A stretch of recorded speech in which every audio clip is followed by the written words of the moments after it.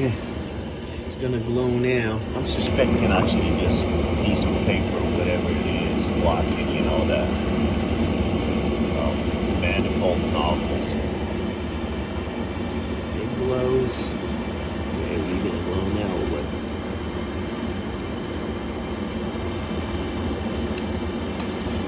Okay, it's gonna glow.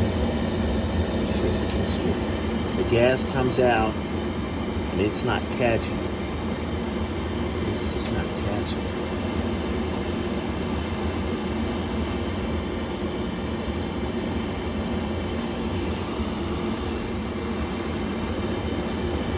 Wait for it.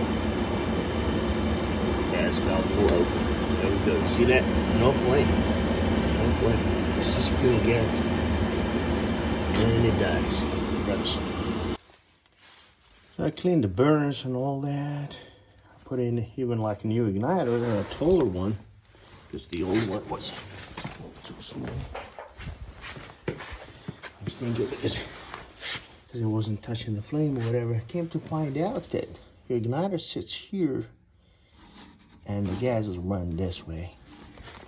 And it's better if I put it, you know, closer.